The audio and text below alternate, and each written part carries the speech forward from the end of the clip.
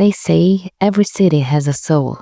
But what if, in the cold silence of winter, that soul starts to whisper?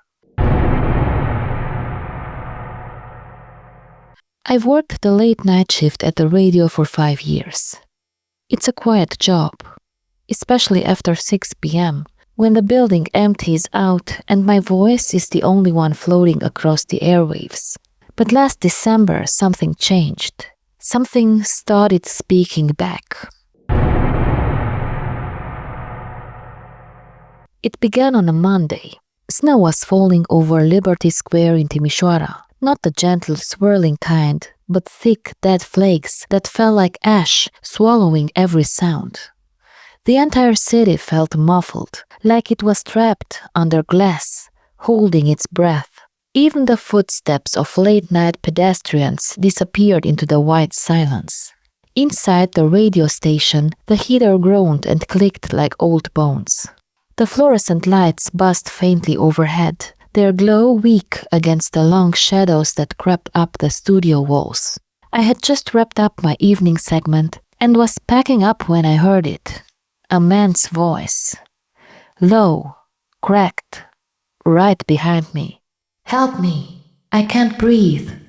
I froze mid-motion, my scarf half wrapped around my neck. My first instinct was to turn on the mic, thinking maybe it was a trick of audio feedback.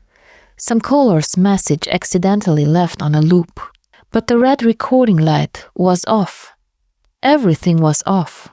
The studio was empty. I stood still for what felt like an eternity, listening. Nothing. I checked the door, still locked from the inside. I stepped into the hallway. Dead quiet. Even the usual hum of the server room was gone, like the whole building was holding its breath too. I laughed, nervously, too loudly. Probably a glitch, I whispered to myself, almost begging the explanation to be true. But Tuesday came, and so did the voice.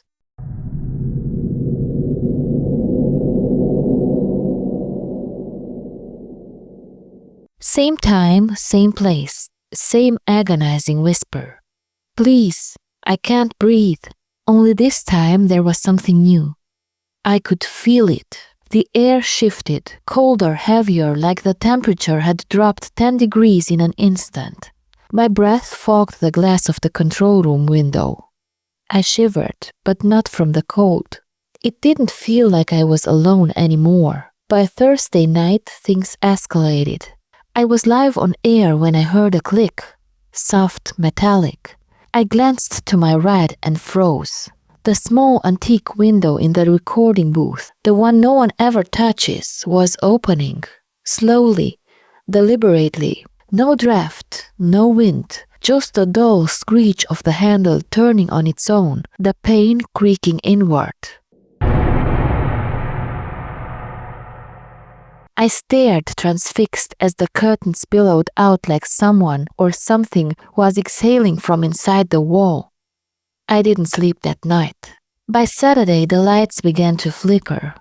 Items on my desk, my pen, my headphones, even a mug shifted places when I looked away. Once, the studio clock spun backwards for a full 10 seconds before snapping back to normal. I told no one, not yet. Not until Sunday when I met Sergio. We were having a coffee near the Union Square. I told him everything. The voice, the window, the cold that crawled under my skin like worms. He went pale, stirring his espresso with a trembling hand. He stirred his espresso for a long time before answering me. "Gina, that building, where your station is, it used to be a Franciscan monastery. Back in the 1700s. I leaned in, my voice hushed despite the bustling cafe around us. "So?"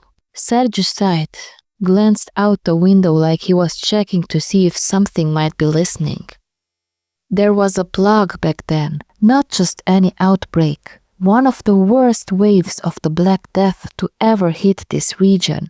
The kind of sickness that came like smoke and left entire monasteries silent overnight. He paused. When he spoke again, it was slower, measured. The monks tried to help the sick in the community at first, tending to them, praying over them, administering rites. But then some of them started coughing.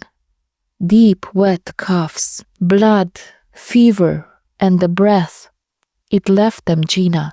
That strain of plague, it didn't kill instantly. It took the lungs first. It was like they were drowning from the inside.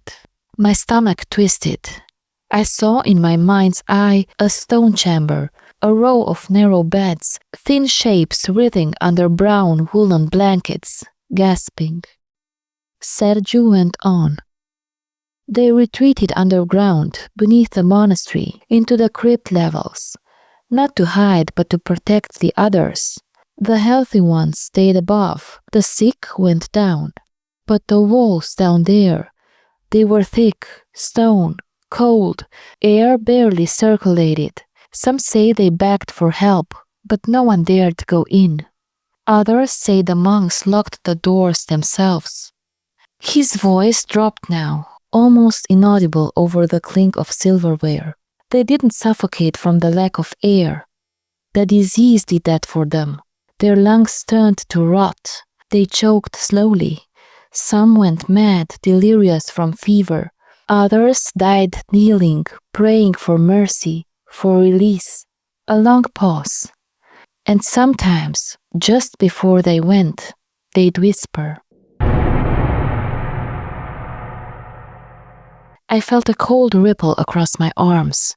He looked at me then, eyes dark and solemn. They couldn't breathe, Gina. That's how they died, one by one, gasping in the dark.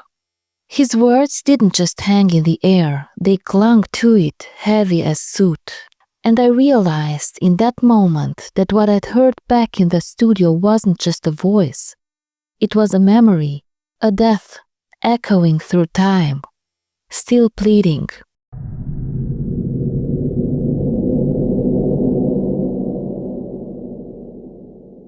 Monday came again. I went back to the studio, each step heavier than the last. I shut the door behind me and waited, heart pounding like a drum in a coffin. 9:30 p.m. The lights dimmed on their own. And then the voice returned. Help me, please, I can't breathe. But this time I didn't run. Help me, prayer in the cathedral, please. I sat at the mic and whispered. Who are you? No name, just one word. Monk. That night I couldn't sleep. His plea echoed in my mind. The Catholic cathedral wasn't far, only a few streets away on Union Square. The next morning I arranged a special mass with Father Martin. I didn't explain much, just that someone needed peace. They said the name of every monk who died in the monastery. Prayers were whispered in Latin, the air thick with incense and ancient grief. And then silence. No more voices in the booth. No more opening windows. No more shifting objects. Only my voice remains at the microphone now. If you ever stroll through Liberty Square on a snowy night and hear something soft on the wind, don't be afraid. It's probably just me, broadcasting from a building that remembers. A building that finally let one voice go. And if you hear whispering, just whisper back. You never know who might be listening.